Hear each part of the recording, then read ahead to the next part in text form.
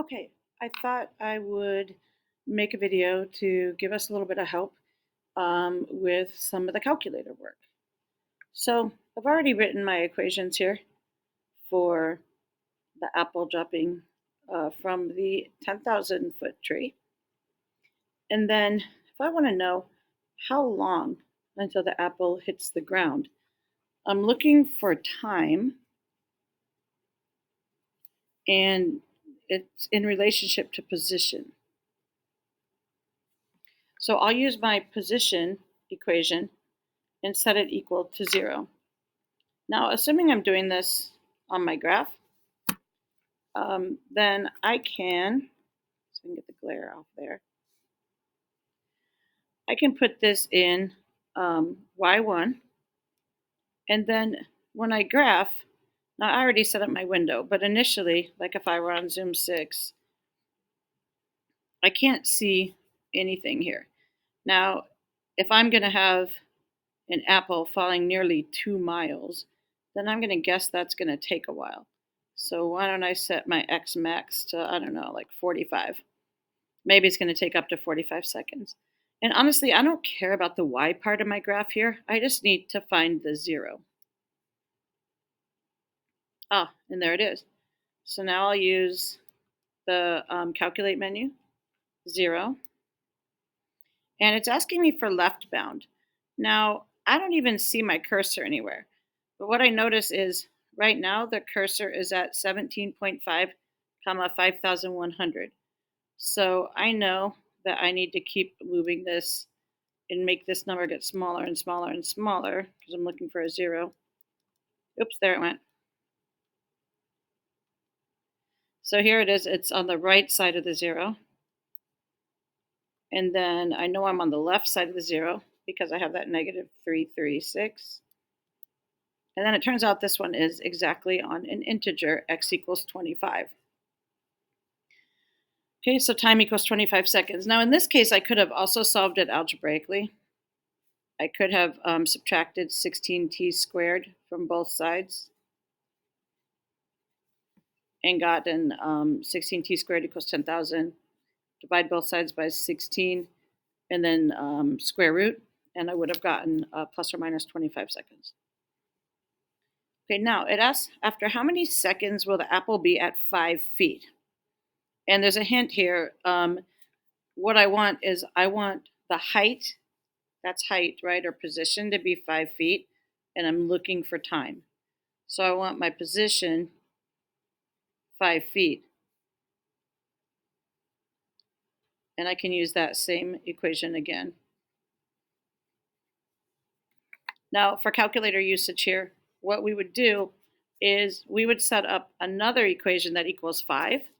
And so we'll get a horizontal line here, and I can find the intersection. So put in a 5 here. And there we go. So I can see that pretty clearly. If you couldn't, you might have to go to your window, and you might have to make your y max something much smaller than it currently is, right, in order to see y equals 5. And so now I'm going to use that calculate function again. So I'm going to hit the second button and then the calculate. And now I want to use intersect. So the first curve, and it says, are you on the y1 curve? You know, I can't really see it, so maybe I'll just keep hitting my right arrow. And oh, there it is, until the cursor comes into view. So yes, I'm on the first curve. Now I'm on the second curve. I'm going to scoot over just a little bit. Second curve, and now it wants me to guess the intersection point. And it says the intersection is at 24.993.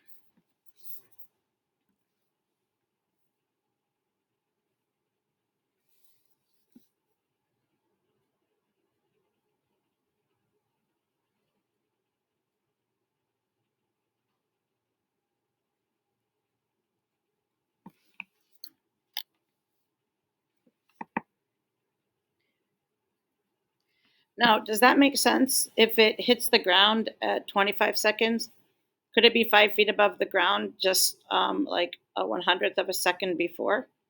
I mean, it really could, because its velocity at this point is going to be so fast that yes, it could definitely be hitting the ground a hundredth of a second later. Average velocity.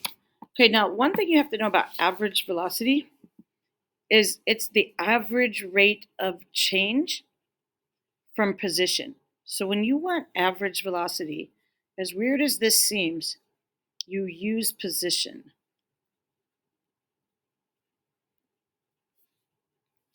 So I'm going to do S of 4 minus S of 1 over 4 minus 1. And it's really good, in fact required, that you always show what you're going to plug in.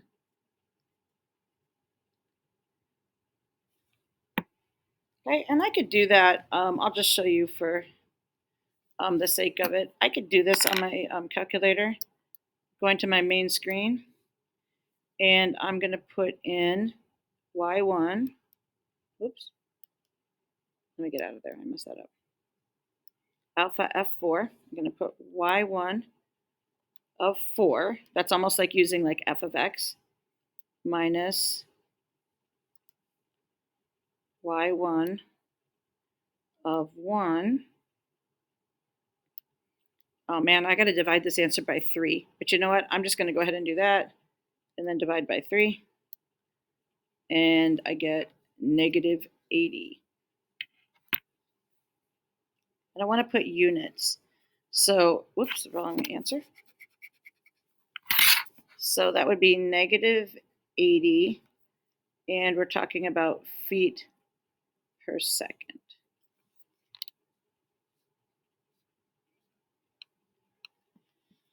So over the course of 3 seconds, if you think about the acceleration of gravity being negative 32 feet per second, then over the course of 3 seconds, an average velocity of negative 80 feet per second actually makes sense. What about the instantaneous velocity at time equals 2 seconds? Well, instantaneous velocity is the same thing as velocity. So what I really want here is v of 2. And remember, velocity is the first derivative of position. So the velocity of position, or the derivative of position, equals velocity. So I can just find v of 2. And in this case, v of t, so let me pull this up a little bit. V of t is simply negative 32t. So I don't think I need the calculator here. Negative 32 times 2 equals negative 64 feet per second.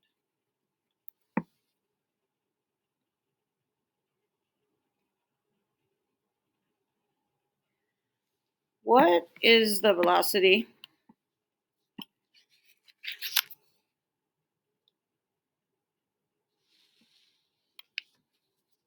What is the velocity of the apple when it hits the ground? So again, we need a velocity. And if you recall, it's a v of t equation. The time when the apple hit the ground was 25 seconds. So v of t, v of 25 is going to be when it hits the ground. And again, I don't really need to use my calculator for this one. Well, a little bit. Negative 32 times 25, 4 quarters in dollar, 32 divided by 4, it's probably going to be like negative 800, but let's just try it. Right.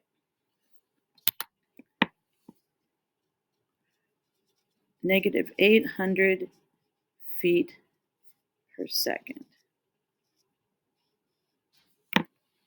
So when this thing hit the ground, it was going at a velocity of negative 800 feet per second. So remember when it was 5 feet above the ground, it was only like a 1/100th of a second before it hit. And that actually makes sense. Ooh, when does the apple have a velocity of 100 feet per second?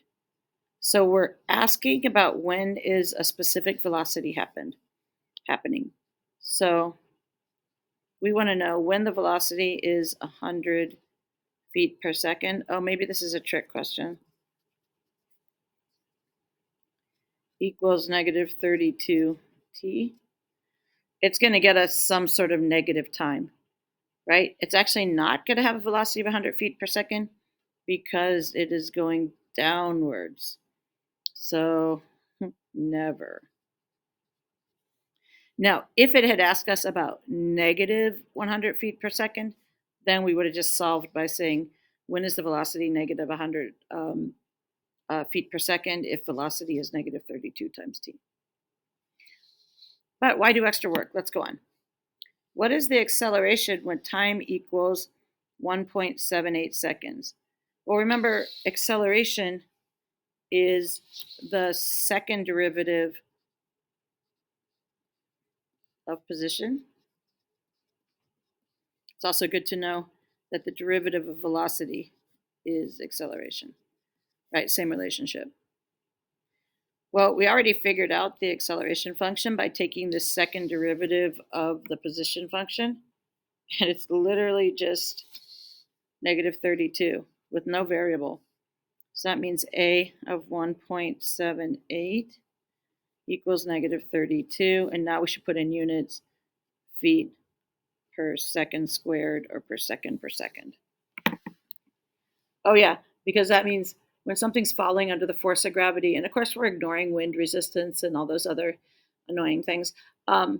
If it were in a vacuum, it would be falling and it would be accelerating negative 32 feet per second, right? So every 1 second, it's going negative 32 feet per second faster. Okay, that was the apple from the 10,000 foot tree. What else do we have here? I want to see that tree. Okay, we have a coin, and notice it's thrown upwards from the top of a building with an initial velocity, there we go, of 11 meters per second. Okay, and it wants us to determine the position and the velocity functions. So our position function, we're in meters now, so that's going to be negative 4.9 t squared. Remember, that was the half of the acceleration of gravity in meters per second. And you know, our initial velocity is going up, so it's going to be plus 11t. And it was at the top of the building, so our initial position is 875. We're also supposed to find the velocity function. It's always good to get in the habit of writing like the derivative of position equals velocity equals, and then if we multiply 2 times that, that gets us, what is that, 9.8 plus 11. Okay, so we just got letter A. Average velocity on the interval 1, 2.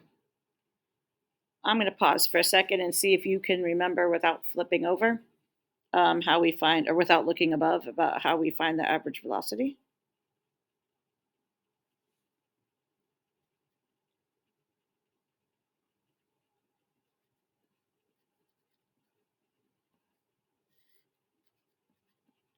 Okay, remember to always write that step. And, I'm going to go to my y equals now. And let's see, I'm going to go ahead and I'm going to put this in y3, but I'll just have to keep track of that's where I put it.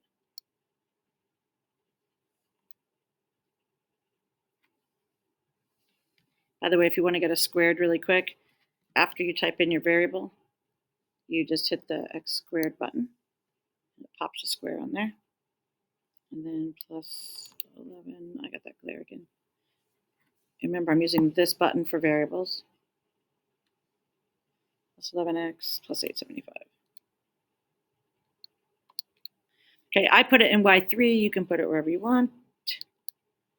And this time, even though I don't really need it, I'm going to show you, like, if you want a fraction. Let me pick this up a little. If I want a fraction, I hit alpha and then the F1. And it says numerator over denominator. I know I don't really need it in this problem, but I just wanted to show you. So I'm going to do S of, what is it, S of 2, which for me is y3.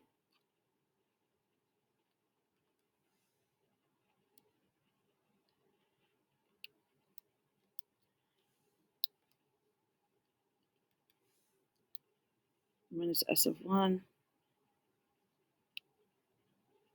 And just for demonstration purposes, that's over 2 minus 1. There you go. I get negative 3.7. And so that means that my average velocity from 1 second to 2 seconds was negative 3.7 meters per second. Now, at first that might seem slow, especially when you consider that the acceleration of gravity is negative 4.9 every second. But remember that it was thrown upwards first. So it did have a little bit of time going up. So probably it just reached, probably during this time, it reached its apex.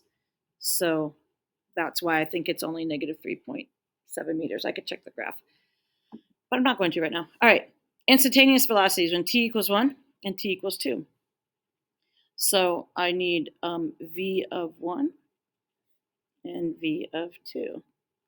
And I don't know, I think I'll put this in y4 just for fun. So I'm going to put in my velocity equation here.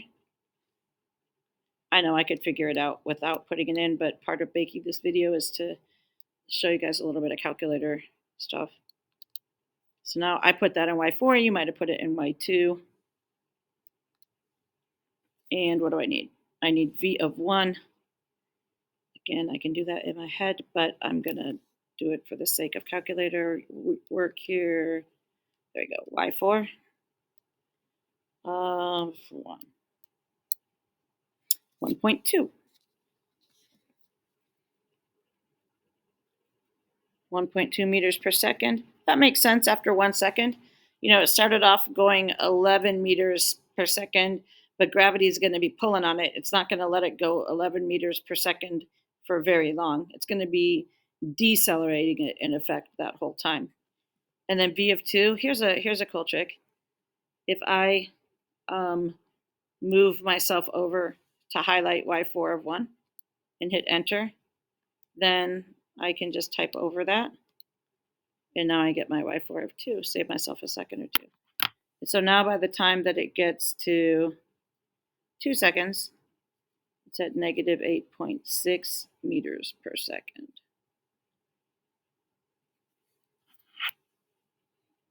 And then that just makes me want to check if I average these, would I expect to get negative 3.7? Yeah, that works out for me.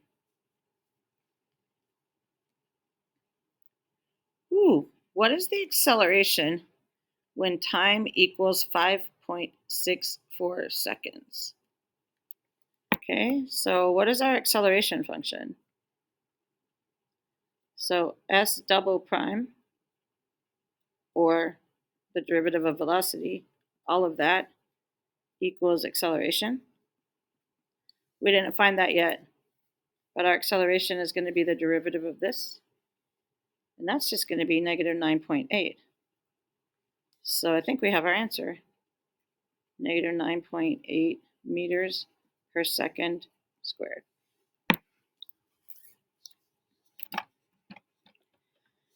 At what time does the velocity equal 0? What is the height of the coin at this moment? Explain the motion and the position of the coin at this time. Okay, so now I'm going to look over here. I do have my velocity function. Oops, sorry, you can't see that. I do have my velocity function in y4. And here's a cool trick.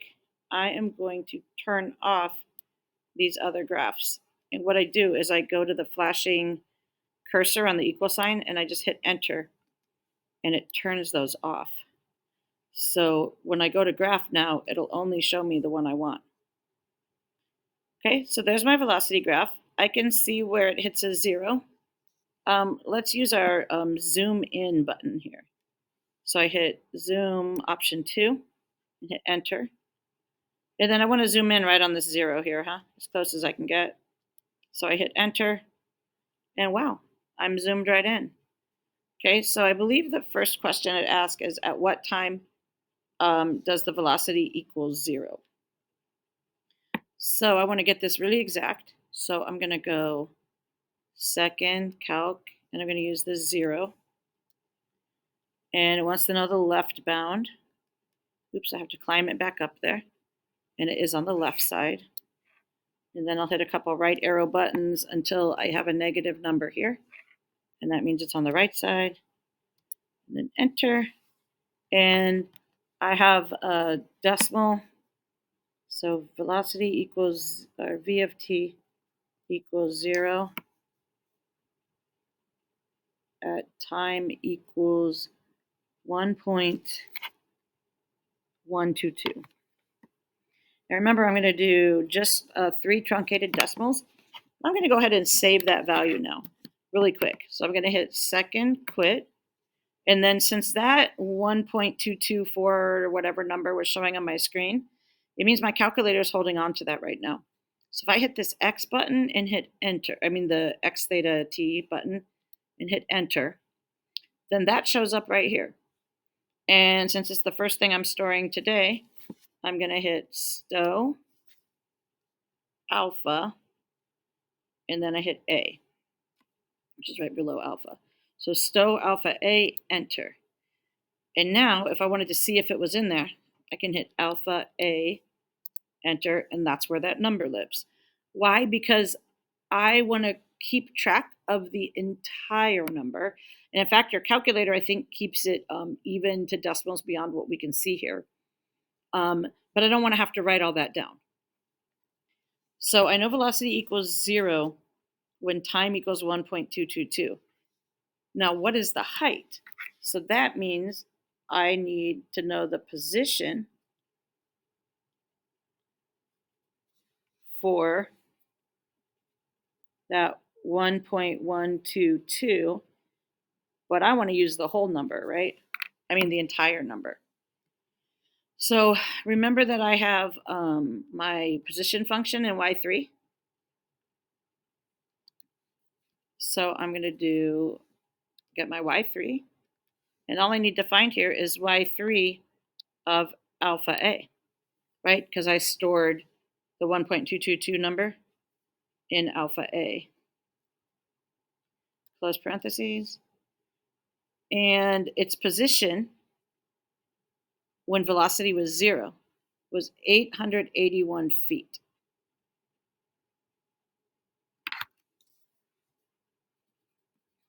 Meters. 881 meters. So what are we talking about? So we're saying that, here, I'm going to go down to the bottom. We're saying that when time is like 1.122, the height is 881 and the velocity is 0, but we started at 875. Are you starting to see what's happening here? Remember that velocity is the derivative of position. So that would be our vertex, right? Velocity is going to equal 0 when S of t has a horizontal tangent,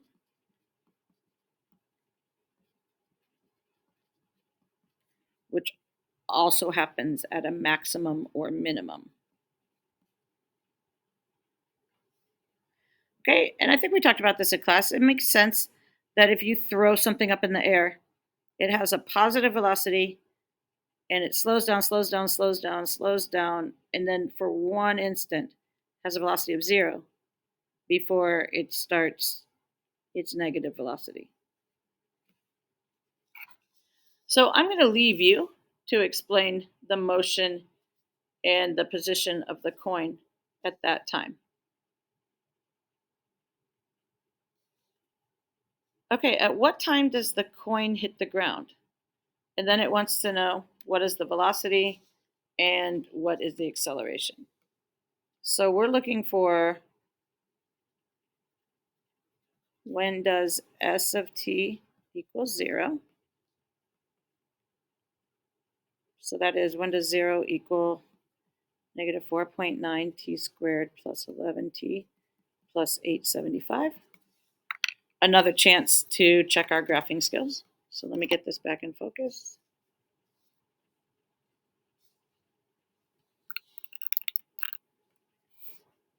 There we go.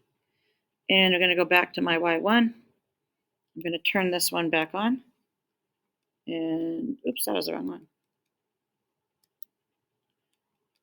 I'm going to turn this one back on. I'm going to turn the derivative off. I'm going to graph. Ooh, can't see anything. Where's my graph? And I know it's not thinking, because usually when it's thinking, there's a little gear up here. So my first thing, I'm going to hit zoom 6. And I still don't see anything. So now I'm going to think, boy, how long is this probably going to take to hit the ground if it started from 875 meters? I have no idea. So if I just had to guess, why not just go with 30 seconds? That's going to be way too long. But it'll give me an opportunity. There we go. Okay, so now I found my position graph where it has a 0. And I'm going to do second calc for the 0 function.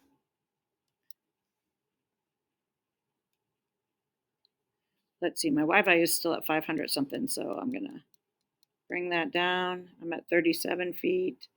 Now I'm at negative. So there's my positive. Even though I can't see it, it tells me that I'm at 37, and if I go one more notch, I become negative. So this is the right side. This is the left side, I guess, and there's my value, 14.532, etc. So it hits the ground at time equals 14.532. And I'm going to save that really quick. So I'm going to come over here, let me zoom up. See how that 14 is still sitting there? So I'm going to do second quit. And then I'm going to hit my variable button. And that's going to make that 14 number appear. Then I'm going to go store alpha. In this case, I'm going to make it alpha B. Enter. And then I'm going to make a little note here just to myself. Right, so I remember that's alpha B. Because it now asks, what is the velocity at that time? So now I want to find V of 14.532, et cetera, et cetera. So my velocity function is still sitting here in y4. So I'm just going to do y4. So I want the velocity, which happens to be y4 at this moment on mine, of alpha b, which is 14.4 da da da da. And my velocity is negative 131.419 meters per second. Wow.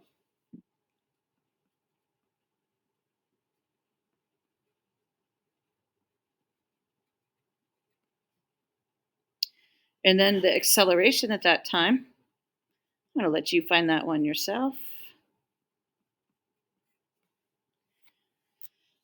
And then I'll let you figure out. But just for fun, I wonder if I did a conversion here of 131 meters per second, if I change that to miles per hour. Let's see.